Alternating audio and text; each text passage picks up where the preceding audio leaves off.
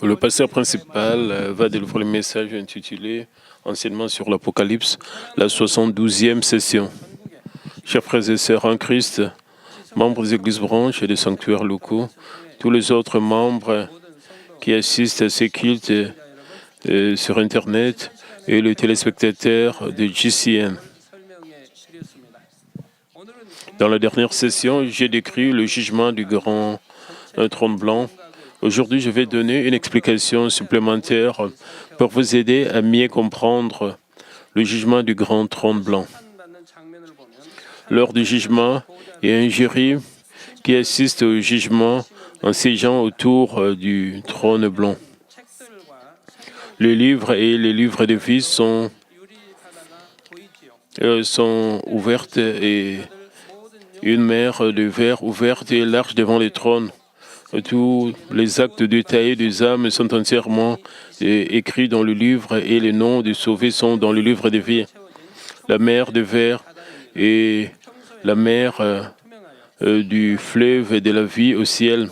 La mer de verre est si propre et claire que vous pouvez même voir les beaux poissons qui nagent. Cependant, la mer de verre est utilisée comme inutile pour révéler des preuves indéniables au moment du jugement. La mer de verre sert d'écran montrant ce que chacun a fait.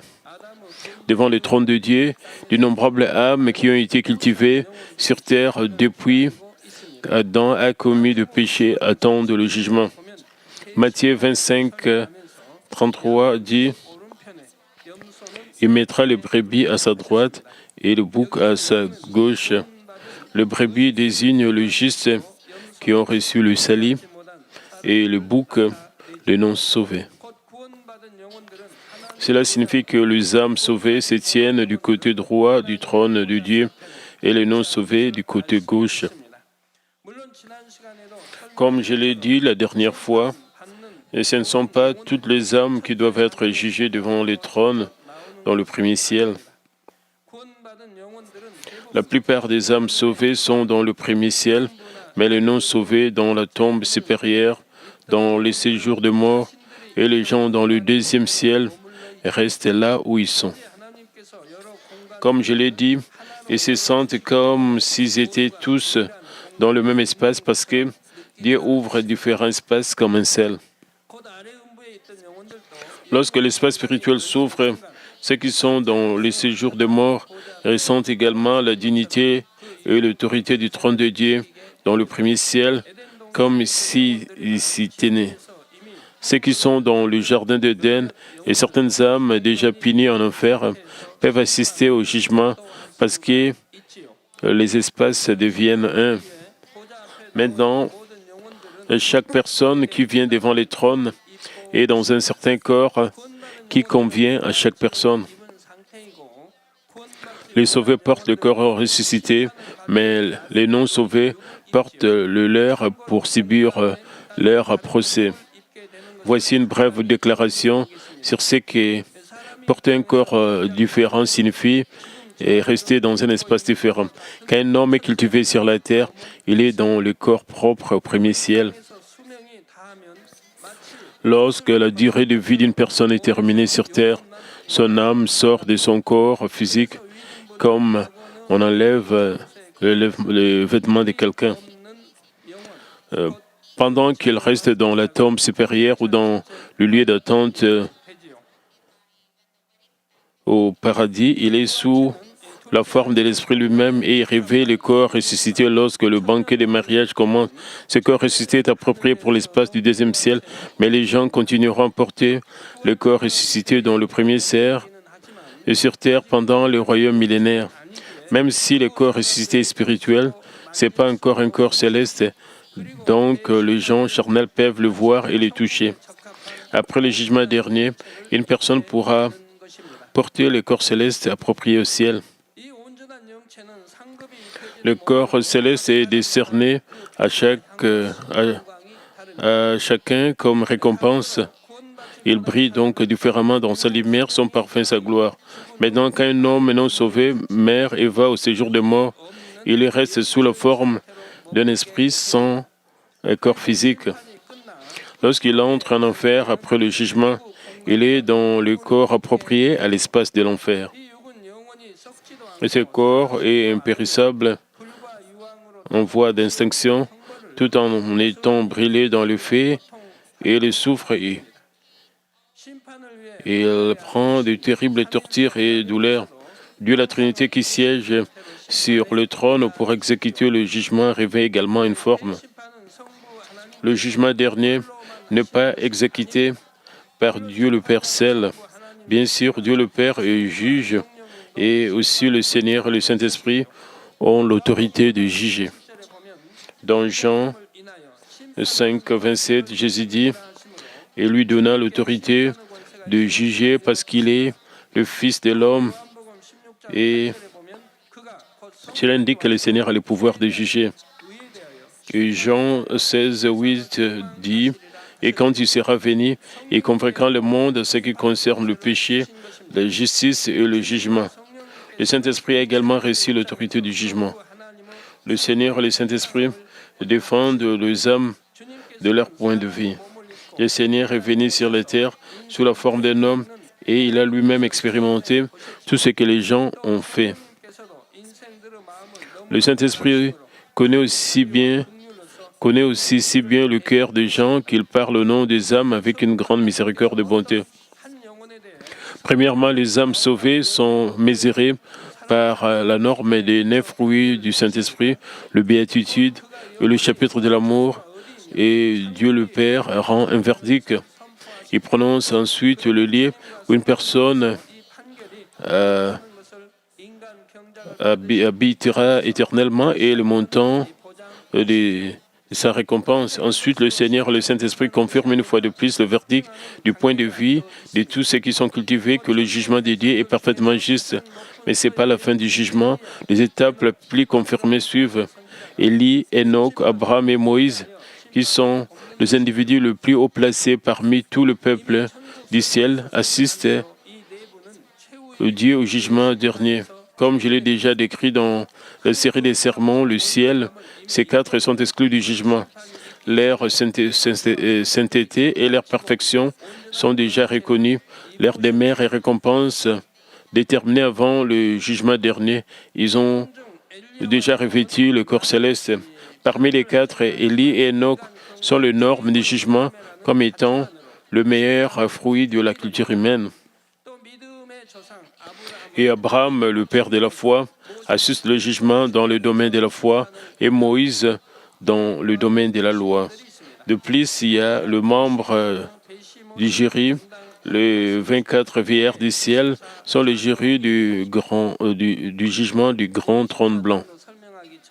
Avant de mentionner les 24 vieillards, je dis que le prophète Élie, Enoch, Abraham et Moïse assistent le jugement. Ils sont le résident le plus haut placé du ciel et ils sont exclus du jugement.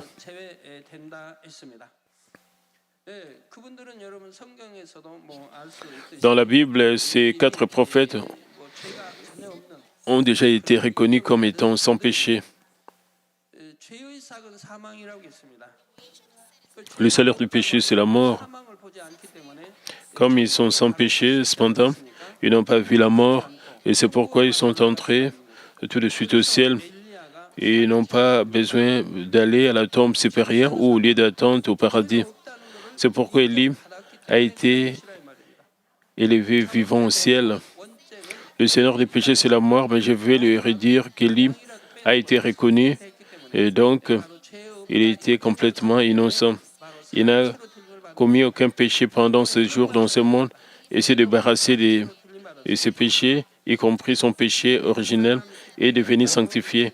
Il a été déclaré sans péché. C'est pourquoi Élie a été élevé au ciel vivant. C'est pourquoi c'est pareil pour Enoch, il a aussi été élevé vivant. Nous lisons dans Hébreux que par la foi, Enoch a plu à Dieu. Quiconque a la foi aujourd'hui peut devenir sanctifié et atteindre la parfaite sanctification. Si la vérité est en vous et que vous avez la foi parfaite, vous n'avez pas d'autre choix que d'atteindre la parfaite sanctification. Qu'en est-il d'Abraham? Il est devenu le père de la foi dans la tombe supérieure où les âmes sauvées restent sans être élevée et vivante. Parce que son devoir était d'être le père de la foi pour un homme de justice. Abraham n'est pas entré tout de suite dans la Nouvelle Jérusalem au ciel, mais a plutôt été nommé à la tête de la gestion de la tombe supérieure.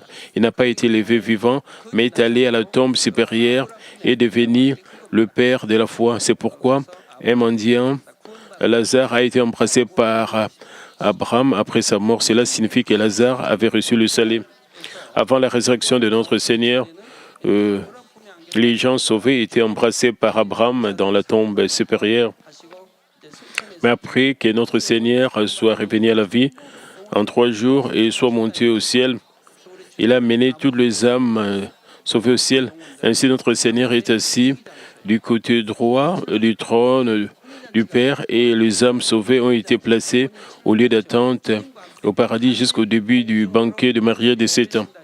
Elles viendront avec notre Seigneur ces jours-là. Nous lisons dans la Bible une scène où notre Seigneur vient dans les airs avec d'innombrables âmes. Ce sont elles qui seront avec le Seigneur revenant dans les airs. Ainsi, l'impeccabilité d'Abraham est ainsi affirmée. Qu'en est-il de Moïse? Il était pareil. La Bible dit que Moïse était parfaitement innocent. Dieu le reconnaît dans Nombre chapitre 12. Dieu, l'Éternel des armées, dit « Moïse était un homme fort patient, plus qu'aucun homme sur la face de la terre. Si vous êtes le plus humble de tous, cela signifie que vous êtes sans aucun mal, n'est-ce pas? Moïse a été aussi fidèle dans toute la maison de Dieu.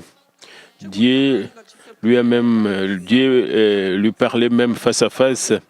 Maintenant, si quelqu'un était comme Moïse, en d'autres termes, il atteindrait la parfaite sanctification, alors cette personne pourrait communiquer avec Dieu. Ce n'est pas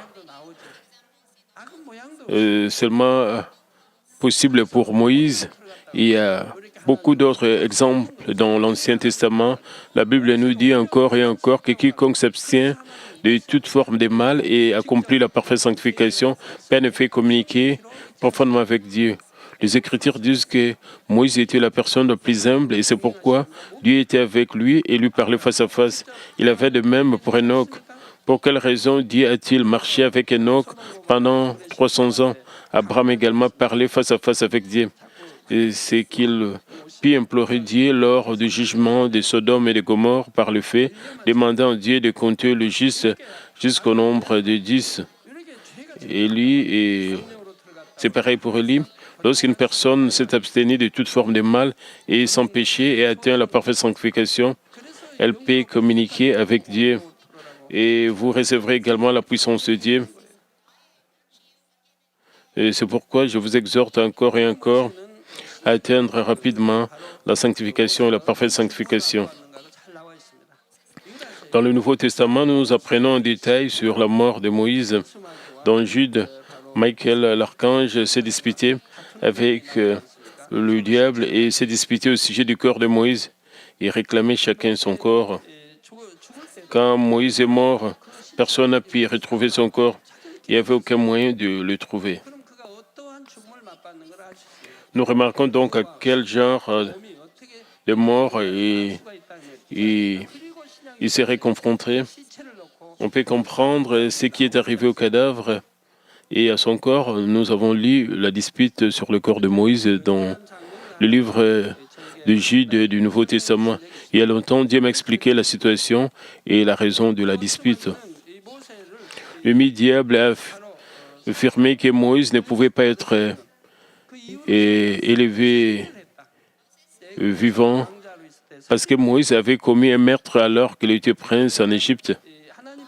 Mais Dieu a défendu Moïse et qu'il est devenu sanctifié à travers 40 ans de preuve. Il est devenu humble et s'est abstenu de toute forme de mal. Et pendant encore 40 ans, depuis lors, Moïse s'est consacré fidèlement à l'œuvre de Dieu. Ainsi, Michael a parlé pour Dieu pour que Moïse était éligible. Dieu m'a expliqué que la dispute entre Michael et le diable, les 4 prophètes sont le plus qualifiés de tous les hommes depuis la création. Ils ne sont pas impliqués dans le jugement. De plus, il y a 2 membres du jury. Les 24 vieillards du ciel sont le jury du jugement du grand trône blanc. Apocalypse chapitre 4 dit qui sont les 24 vieillards en détail. En bref, parmi ceux qui entrent dans la Nouvelle Jérusalem, chacun des 24 vieillards est si remarquable qu'il peut devenir une norme de jugement. Ils ont accompli le meilleur cœur comme des joyaux dans la foi, l'espérance, l'amour, la fidélité, la bonté, la vérité, l'honnêteté, l'intégrité. Avant de servir comme jury, les vieillards sont les premiers à être soumis au jugement avant tous les autres. Les premiers à se présenter devant le jugement.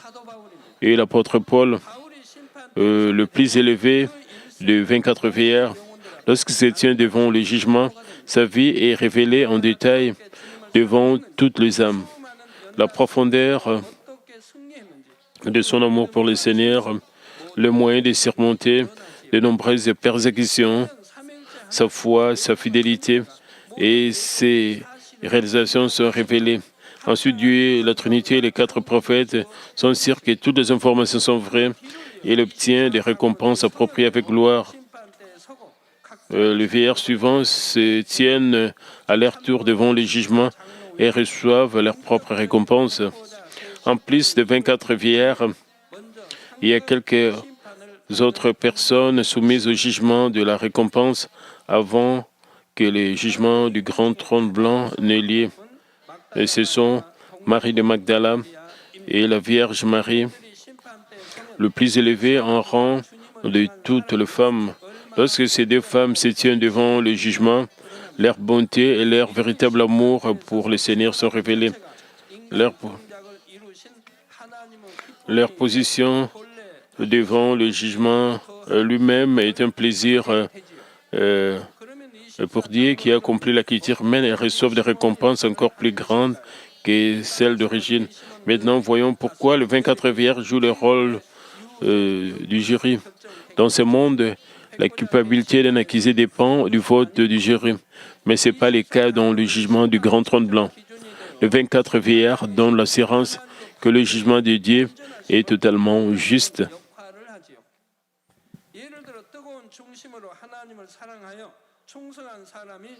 Par exemple, quand un homme qui était fidèle dans son amour pour Dieu, avec un cœur passionné, se tient devant le jugement, il peut être comparé à l'apôtre Paul.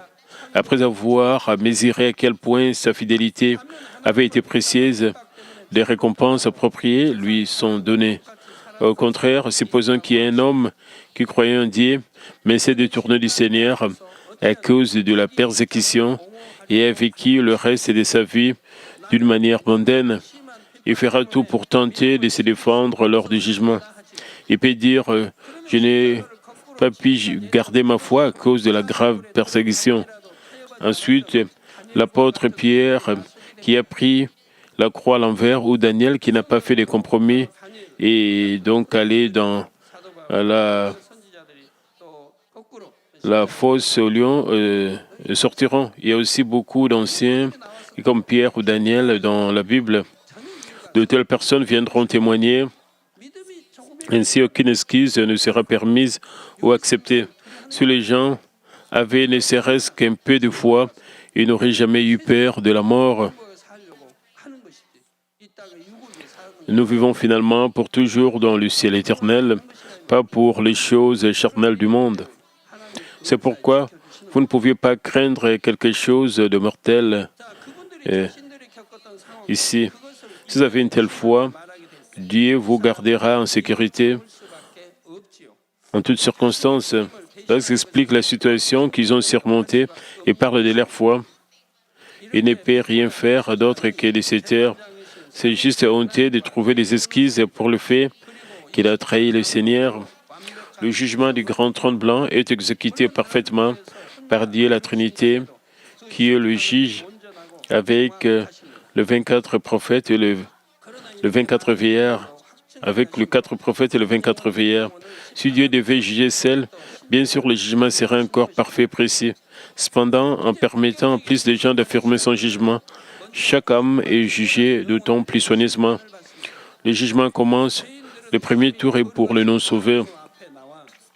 Le pécheur n'ose pas se tenir devant le Dieu saint et lui faire face. Par conséquent, ils sont jugés dans le séjour de mort où se trouve un lien d'attente en enfer. Ceux qui ont commis les crimes les plus graves prennent le premier tour pour être jugés. Ils iront à l'étang de feu ou à l'étang de soufre. Une fois que les âmes non sauvées ont d'abord été jugées, puis les âmes sauvées reçoivent le jugement. Le jugement des sauvés n'est pas pour la punition, c'est pour une récompense à donner une demeure céleste et toutes les autres choses. Si nous avons des péchés, nous serons sûrement sujets au jugement, mais les âmes sauvées ont encore des péchés. Non, car elles se sont déjà repenties de tous leurs péchés. Le jugement est pour un péché resté et non repenti, mais vous, les croyants, repentez-vous de tout péché dans la vie de foi. C'est pourquoi Jésus n'a eu qu'à laver les pieds de ses disciples, parce que leurs autres parties étaient presque propres. Et de cette manière, les croyants sont diligents pour trouver leurs péchés et en revenir chaque jour. Si vous avez la foi, vous en repentez sûrement et vous devez vraiment vous détourner de quelque chose de mal sans le retenir. Alors Dieu ne se souviendra pas de vos péchés. Il n'y a aucune raison pour que vous soyez jugés pour cela. Comme vous avez appris que Dieu le Père ne s'en souvient pas de ce qui est transporté d'Orient en Occident, mais un péché laissé non repenti est la raison du jugement et de la punition. C'est pourquoi je vous exhorte toujours à vous repentir, à ne jamais construire un mur de péché entre vous et Dieu et à vous repentir immédiatement s'il y a quelque chose qui ne va pas. Alors Dieu sera satisfait et vous pardonnera tous vos péchés. Commettre un péché encore et encore après votre repentance indique à Dieu le Père que vous êtes un menteur, quoi qu'il en soit, et depuis combien de temps cela devient rien d'autre que du faux lorsque vous répétez le même péché que vous vous êtes repenti auparavant. Le pire, c'est qu'il est le plus difficile de se repentir à nouveau des mêmes choses parce que vos péchés que vous avez commis ne sont pas censés être commis à nouveau.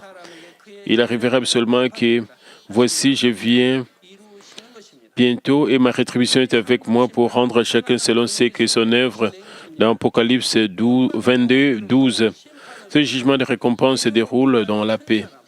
Dans le cas des âmes sauvées, celles dont et la plus grande récompense prennent le premier tour pour l'obtenir. Certains peuvent se demander, oh mon Dieu, combien de temps cela prendra-t-il pour que tous ceux qui ont vécu sur la terre depuis la création soient jugés? Toutes ces pensées sont des soucis inutiles. S'il vous plaît, ne vous laissez pas consumer par de telles pensées charnelles. Ces progrès sont loin de la façon dont les juges font sur terre. Toutes les étapes du jugement dernier s'alignent et naviguent sans erre.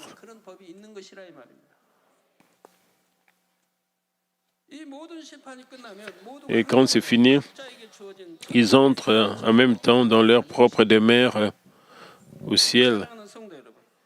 L'apôtre Jean a vu la misérable grande tribulation de ces temps et a été témoin du jugement dernier. La fin de la culture humaine. Et enfin, il voit les ciels. Dans Apocalypse 21, 1, Jean dit, « Puis je vis un nouveau ciel et une nouvelle terre, car le premier ciel, la première terre avait disparu, et la mer n'était plus. »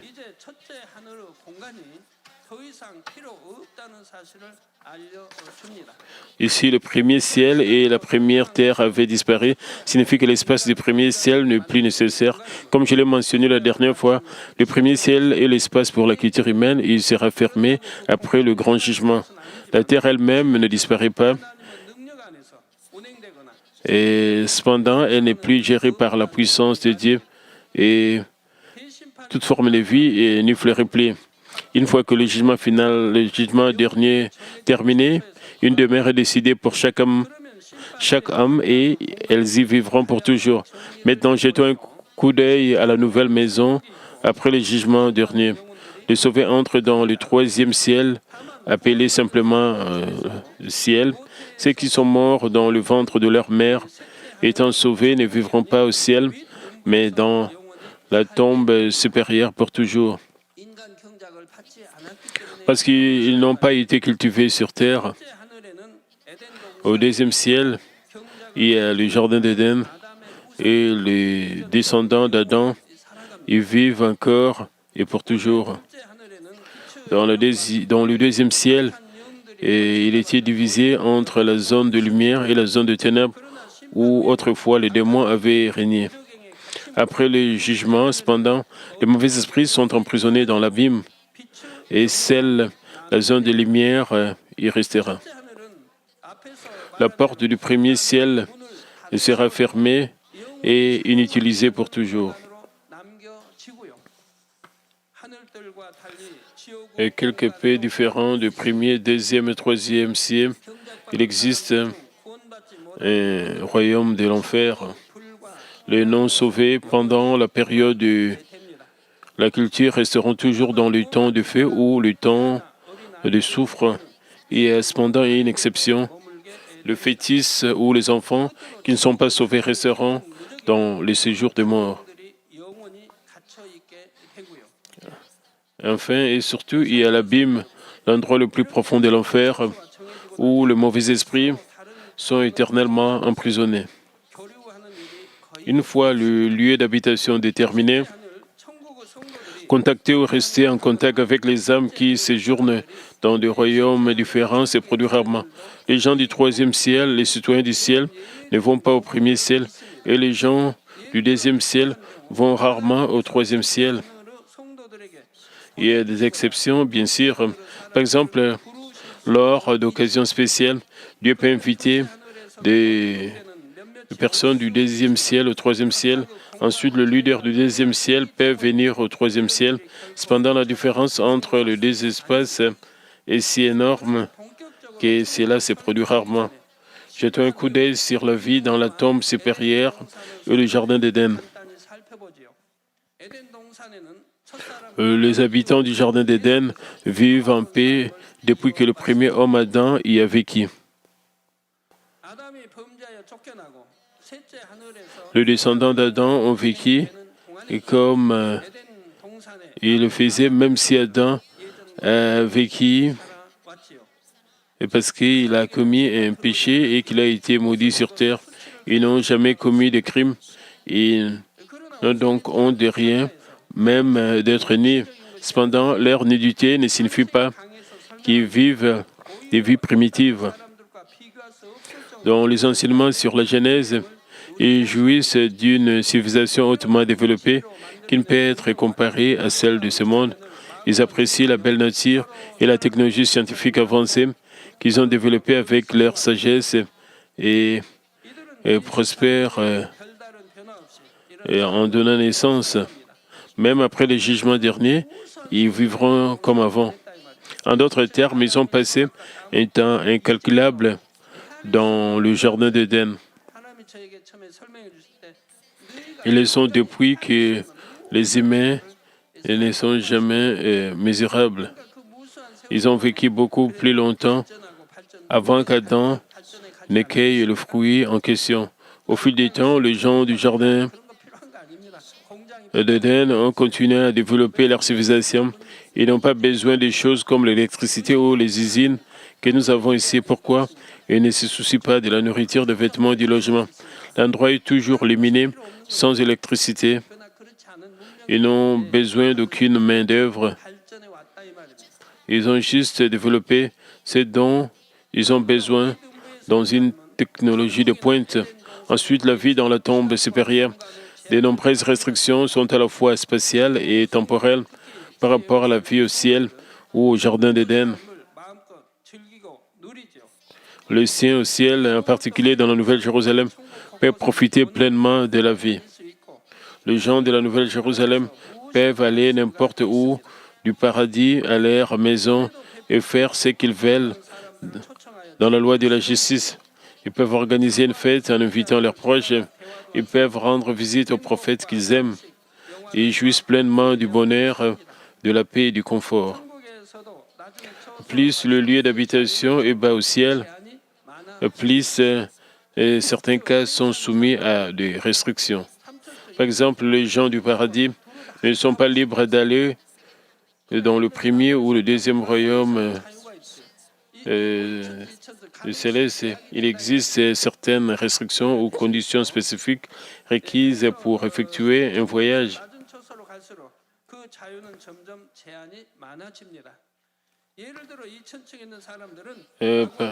Par exemple, les personnes du deuxième royaume céleste peuvent voyager du paradis au premier ou deuxième royaume céleste, mais elles devraient être autorisées à entrer dans le troisième royaume ou la Nouvelle Jérusalem. Les gens au paradis peuvent profiter de ce qui leur est donné. Encore une fois, les gens dans Éden peuvent faire n'importe quoi dans le deuxième ciel où ils sont.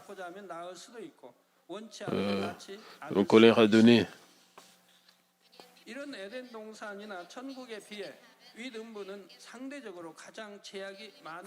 Rien ne limite s'ils dorment ou non, se reposent ou non, accouchent ou non. Comparé au jardin d'Éden ou au ciel, la tombe supérieure est l'endroit le plus restreint. Les gens de la tombe supérieure sont ceux qui sont morts dans le ventre de leur mère.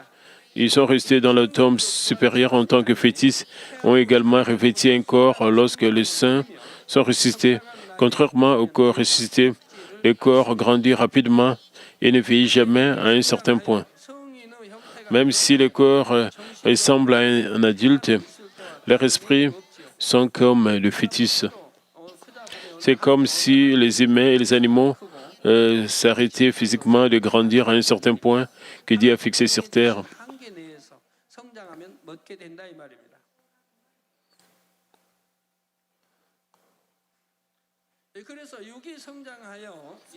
Pour cette raison, même si leur corps grandit, ils sont toujours comme des fœtus.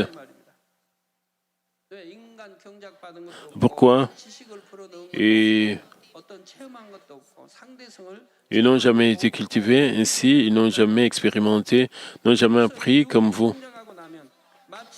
Par conséquent, une fois que le corps a grandi, ils doivent apprendre la connaissance de l'esprit, comme si une peinture est remplie sur une toile vierge. Sans aucune expérience, ils n'ont qu'à tout apprendre en emmagasinant des connaissances. Ils ressentent rarement quelque chose parce qu'ils n'ont pas d'expérience relative. Ils n'ont qu'à commencer à apprendre car ce sont des adultes qui ne savent rien. Ils découvrent Dieu, la Trinité, l'histoire de l'humanité, la culture humaine, le ciel et d'autres espaces, etc. Leur vie est une vie de groupe étudiant ensemble, prenant des récréations ensemble. Contrairement aux gens du troisième ciel, ils ne font pas leur propre voyage et ne profitent pas de leurs propres loisirs. Ils sont programmés. Par exemple, les étudiants des instituts supérieurs s'inscrivent aux cours qu'ils souhaitent suivre. C'est entièrement à eux d'ajouter des cours ou de les annuler. Cependant, les écoliers sont programmés pour suivre les cours sur l'horaire. Il en est de même dans la tombe supérieure. C'est une forme de vie différente du ciel qu'ils respectent. Cependant, cela ne signifie pas que leur vie est misérable ou difficile. À leur manière, ils mènent une vie paisible et facile. Ils ne peuvent tout simplement pas profiter de plus que cela. Par rapport à notre vie sur Terre,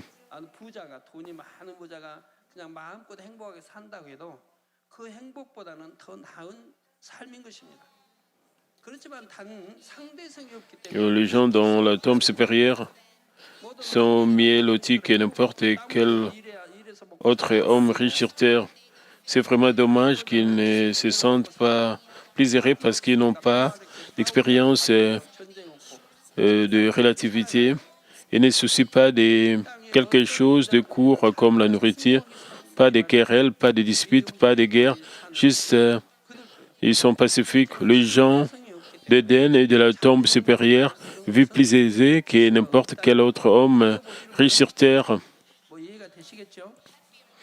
Mais ils ne se sentent pas plaisirés parce qu'ils n'ont pas expérimenté la relativité comme vous avez expérimenté la relativité. Dans la prochaine session, nous ouvrirons le porte du paradis et jeterons un coup d'œil tout autour. Permettez-moi de conclure le message aujourd'hui, frères et sœurs en Christ, les âmes sauvées qui sont mortes, plutôt restent au lieu d'attente du ciel, désirant ardemment les jours où elles iront dans leur propre maison céleste. Ceux qui sont censés entrer dans la Nouvelle Jérusalem attendent au lieu d'attente de la Nouvelle Jérusalem. Cependant, ils ne s'ennuient jamais pendant le temps d'attente. Ils apprennent beaucoup de connaissances sur l'esprit et font des activités. Ils prient aussi pour leur famille sur terre, ainsi que pour leur pasteur, l'église qu'ils ont fréquentée. Ils sont occupés à passer un bon moment.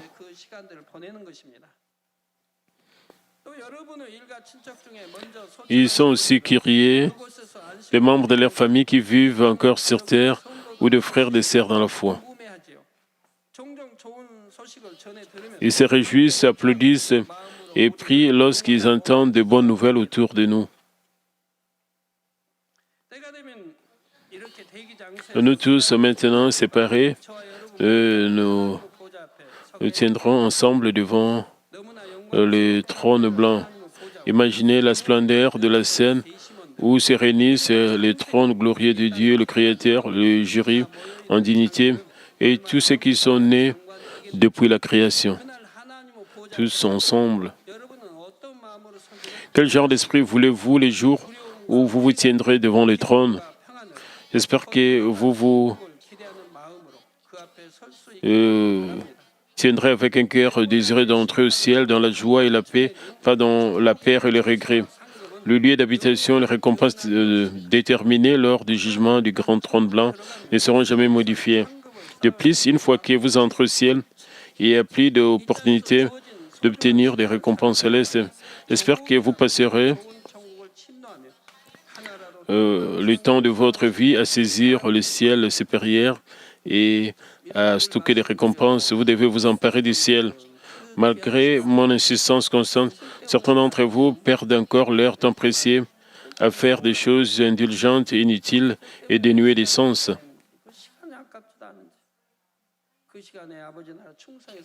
Cela pourrait être mieux si vous vous consacrez à Dieu le Père et accumulez des récompenses dans le royaume des cieux. J'espère que vous êtes remplis de la plus grande joie dans la Nouvelle Jérusalem pour toujours. Au nom du Seigneur Jésus-Christ, je prie. Maintenant, nous allons recevoir la prière du pasteur principal pour les malades. Nous allons prier premièrement pour le message. Père éternel, merci pour toutes choses. Merci pour ce message combien profond. Père, permet que nous puissions vraiment bien comprendre ce message, que nous puissions vivre dans la lumière, dans la vérité. Et Père, aide-nous à marcher dans la lumière, à atteindre la sanctification, la parfaite sanctification, puisque nous avons pour objectif la Nouvelle Jérusalem. Nous voulons vraiment nous emparer du ciel. Nous voulons aller dans de meilleurs lieux d'habitation au ciel. Aide-nous à marcher dans la vérité, à garder ta parole, à rejeter tout ce qui est mal et péché. Au nom du Seigneur Jésus-Christ, Amen. Maintenant, nous allons recevoir la prière du pasteur principal pour les malades. S'il vous plaît, posez vos mains sur vos parties malades. Et si vous n'êtes pas malade, posez votre main sur votre poitrine pour le désir de votre cœur. Recevez cette prière avec foi. Alléluia, Dieu Tout-Puissant, Dieu d'amour. S'il te plaît, pose ta main sur tout le croyant qui reçoit cette prière maintenant. Montre tes œuvres transcendant le temps et l'espace sur tout ce qui est cette prière, sur GCN, Internet, via satellite, les églises branches, les sanctuaires locaux et tous les enfants de Dieu à travers le monde. Donne-leur la foi de croire, chasse tout ce qui est pensée négative et doute, et chasse tout ce qui est test et épreuve. Le péché jusqu'à la tête, le partie interne, les jointures, le tissu, les cellules, et tout le parti malade est consumé avec le feu du Saint-Esprit et avec la lumière originelle. Au nom de Jésus-Christ, j'ordonne à l'ennemi diable et Satan toutes sortes de maladies, germes, virus, infirmités, quittez-les, que la lumière brille. S'il te plaît, consume toutes leurs maladies en phase terminale et maladies incurables avec le feu du Saint-Esprit. Chasse tout ce qui est maladie endémique, y compris la malaria. Toutes les maladies contagieuses telles que le rhume, la grippe et la fièvre, quittez-les. Protège-les de toutes sortes de germes et de virus. Guéris-les de tout ce qui est cancer d'estomac, de poumons, de sein, d'intestin, sida, leucémie, apoplexie cérébrale, hypertension, hypotension, diabète, problèmes de thyroïde, de cœur, des poumons, maladies des femmes et toutes sortes d'inflammations. Et quittez-les. Guéris-les de tout ce qui est polio, AVC, arthrite, hernie discale, douleur dorsale, maux de tête, névralgie, toutes sortes de douleurs puissent disparaître. Épilepsie, autisme, dépression, névrose et autres maladies mentales, quittez-les. Toutes sortes de paralysies soient guéries. Que le paralytique s'élève et marche. Que leurs yeux puissent bien voir, que les oreilles puissent bien entendre, que les aveugles voient, que les muets parlent, que les sourds entendent. Guéris-les de tous ces effets secondaires, de toutes sortes d'accidents, et guéris leurs os fracturés. Restaure tout ce qui est brûlé, permet que la sensation de chaleur puisse disparaître. Et soyez purifiés de toute dépendance à la drogue, à l'empoisonnement et aux mauvaises substances. Que le tissu mort et les cellules mortes soient régénérés. Que le mort soit ranimé. Donne à tes enfants la bénédiction de la conception. Recevez la bénédiction de la conception. Au nom de Jésus-Christ, j'ordonne à l'ennemi diable et Satan et les principautés de la puissance de l'air et les mauvaises forces dans le ciel, dans le lieu céleste et leurs serviteurs, quittez l'esprit impur, esprit trompeur, esprit de séparation, toute force des ténèbres, tout ce qui est chaîne de méchanceté soit brisé, ténèbres, quittez-les, que la lumière brille. Père Dieu, donne à tes enfants la force de se crier dans la prière et la puissance de se débarrasser de leurs péchés et pour devenir sanctifiés. Comme leur âme prospère, permet que tout marche très bien avec que leur famille soit évangélisée. Protégez de toutes sortes d'accidents et de désastres tout au long de cette semaine et bénis-les pour qu'ils puissent mener une vie prospère sans aucun problème. Avec le fer don du Saint-Esprit, l'armée céleste et les anges, et avec tes yeux enflammés, protège tous tes enfants, leurs familles, leurs lieux de travail et leurs affaires. S'il te plaît, donne aux étudiants la sagesse et l'intelligence, donne-leur la ferveur et la passion de bien étudier. S'il te plaît, garde leur cœur et qu'ils ne puissent pas chercher les choses mondaines, qu'ils puissent t'aimer avec ferveur dans tout ce que tes enfants vont manger et boire, qu'ils puissent le faire pour te glorifier. Qu'ils soient capables de témoigner au sujet de Dieu vivant en disant « Je rencontre et expérimenté Dieu, j'ai reçu ses réponses et ses bénédictions. » Père Dieu, merci. Sois glorifié toi seul. Au nom de notre Seigneur Jésus-Christ, j'ai ainsi prié. Amen.